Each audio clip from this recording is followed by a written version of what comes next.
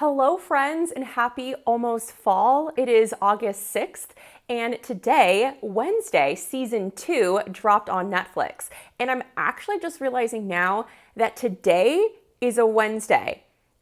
They had to have thought about that, right? In honor of this long-awaited series finally releasing, I am creating a little Wednesday-inspired snack. Very woeful indeed. And I also would love to share my reactions watching the first episode in season 2 with you all. So some cozy baking ahead for us, as well as some fun spooky show reactions. Let's get this party started in the kitchen.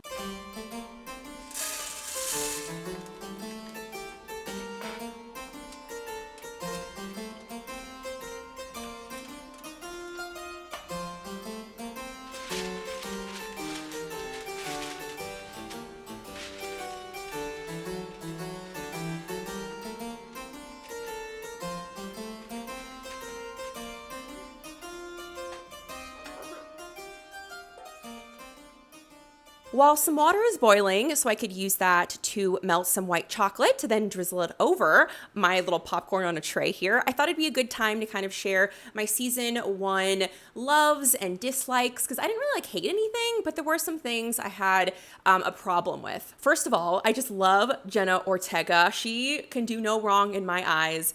And I think her, as well as Kiernan Shipka, they just have the funnest careers to me. They just do some weird girl stuff, and I eat it all up. I think Jenna Ortega is an actress who is so born to play this Wednesday, and there's been so many different versions of Wednesday Addams, and she's one of my favorite for sure. I love her friendship with Enid. There's such a fun contrast, and I thought the Enid character was a great foil, really bringing out some of the more sweet, sentimental sides of Wednesday to give her more depth, so she isn't just this one-dimensional, grumpy human being. I found the story to be very riveting. I kept wanting to, watch the next episode. It was something I binged real quick. I really, really love it. There's just the romance. I didn't really care for the romance. And I think there's even articles recently where Jenna talks about how season 2, fingers crossed, will have less romance and romantic plots. I will be happy with that because it just didn't fit. It felt very forced,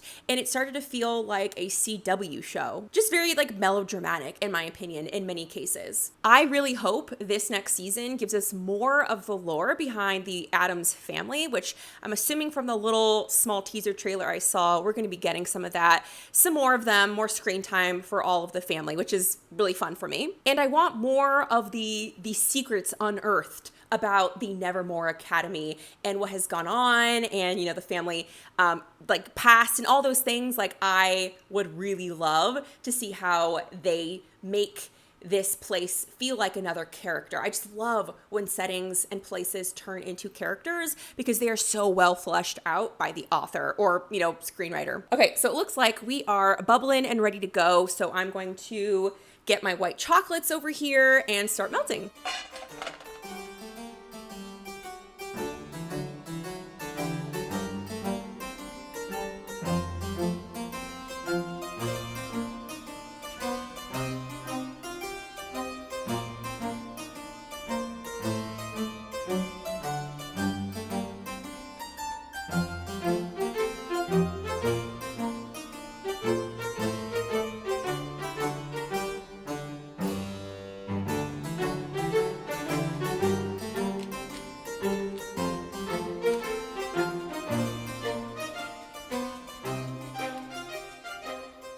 We did it. We made it. We made the Wednesday popcorn that I literally put together from 3 different recipes and whatever was in my cupboard. The only thing I purchased for this recipe was actually the white chocolate. I have very, very little kitchen skills, so for me to pull this off and it not be a full disaster is honestly a shock to me, especially with melting chocolate, which is always a struggle, or at least that's what I read online. And it wasn't perfect for me either. I didn't get it to the perfect consistency at all. I'm just moving around some of it so the chocolate gets on the other ones.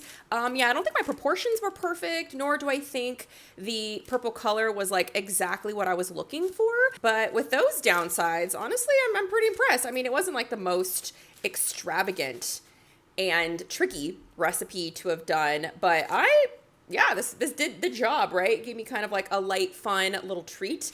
And I'm always looking for purposeful and spooky reasons to be in the kitchen. So this just really fit the bill. Hopefully, while I watch this episode, the chocolate starts to harden. I think that'll be its most tastiest. So I'm gonna plate it. I'm gonna go pull up on Netflix the first episode, and I'm really hyped. This is exactly what I needed today, coming off of like a half day of work where it's not necessarily the school year starting, but it was like this like pre-service thing. So I really need a dose of spookiness right now, right here.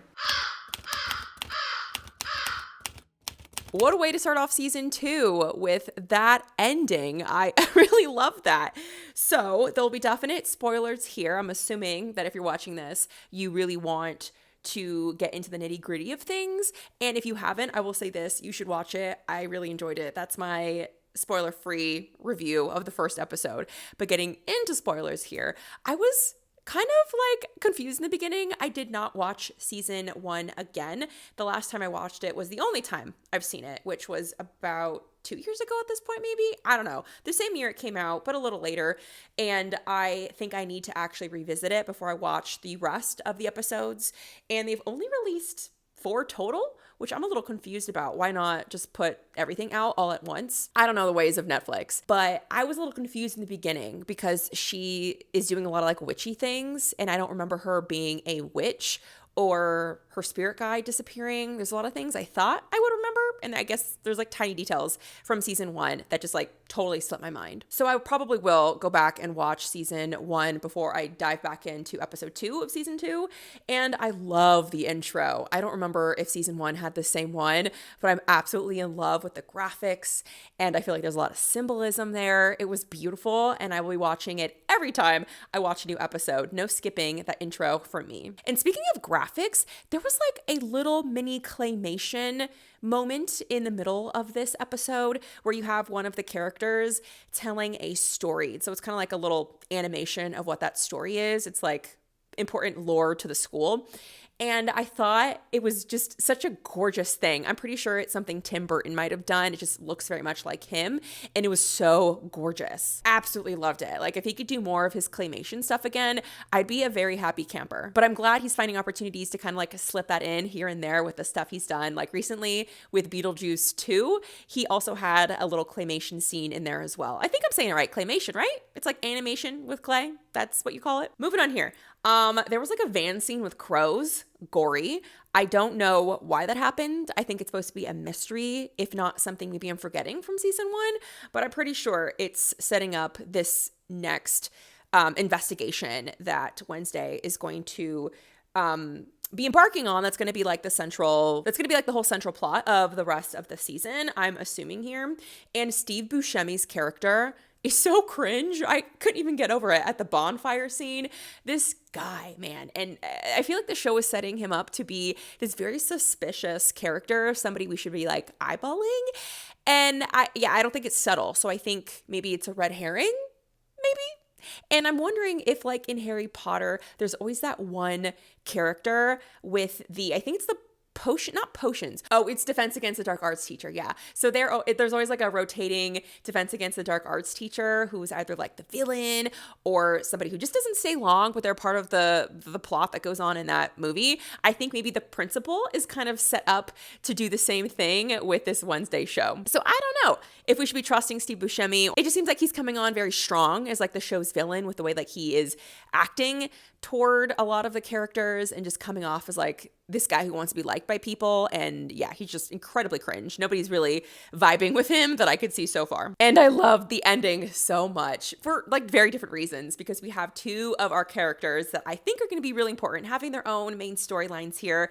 Wednesday and Pugsley. And I feel so bad for Pugsley. He's like an outsider within the outsider community, which is such a bummer because he comes off as like so sweet. The actor isn't doing like the best with the character, and I feels a little like not the most like professional, not the most like seasoned of an actor, but maybe he'll start to grow on me as the season evolves. But I really am interested in his storyline because the ending, he ended up like animating a corpse and he like reawakened a zombie that was a part of the lore that was connected to that claymation story.